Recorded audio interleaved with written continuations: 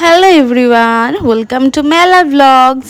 তো আজকে আমি মেলার থেকেই ব্লগটা স্টার্ট করছি বেসিক্যালি। তো আমরা গেছিলাম সন্ধ্যাবেলায় মেলাতে, আর আজকে সকাল থেকে ব্লগটা আমি শুরুই করতে পারিনি, একটু কাজের চাপ ছিল তার জন্য। আর এখানে এসেই আমি আগে মেয়েদের সেকশানে ঢুকে পড়েছি। তো এখানে ছিল কটা কাচের চুড়ি, তারপরে কানের ঠানের ভ্যারাইটিস রকমের জিনিসপত্র। আর এখান থেকে প্রত্যেক বাড়ি আচার কিনি, আমার বেশ খেতে টেস্টফুলি লাগে। তোমরাও ট্রাই করো, ভালো লাগবে। তো তারপরে মেলার থেকে আর কিচ্ছু খাইনি, সোজা গেছিলাম রেস্টুরেন্টে। আমার একদমই যাওয়ার ইচ্ছা ছিল না, ও বারবার বলছিল যে রেস্টুরেন্টেই খাবে, কারণ মেলার থেকে একটা চিকেনের কি একটা ও খেয়েছে, ট্রাই করেছে। তো ওর একদমই ভালো লাগেনি। তো ভাবলাম যে যখন রাত্রে কিছু একটা খেতেই হবে, ও ভাবলো তো রেস্টুরেন্টেই যাওয়া যাক।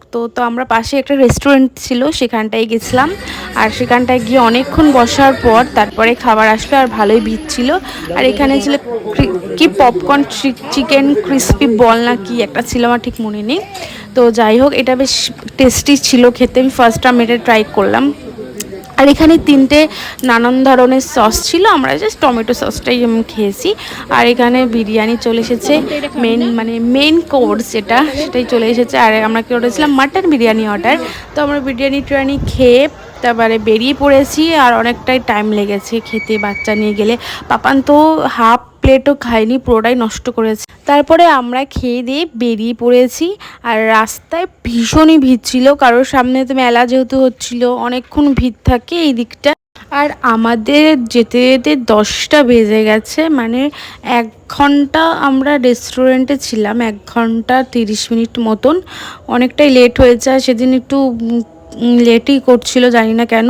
তো যাই হোক, আমরা যাচ্ছিলাম, রাস্তায় দেখতেই পাচ্ছ যে কত ভিড়। আবার আসবে একদিন মেলাতে, সেই ব্লগটাও তোমাদের কাছে শেয়ার করব। বিয়ের আগে তো মানে পার ডেই বলতে গেলে আমরা এসে এখানে আড্ডা দিতাম। পার ডে না হোক, 30 দিনে অন্তত 15 দিন নাচতাম, খুব মজা হতো। আর এখান থেকে আমি আইসক্রিম ট্রিট দিলাম সবাইকে। তো ব্লগটাই পর্যন্ত ভালো লাগলে লাইক কমেন্ট শেয়ার করে দিও ভাই।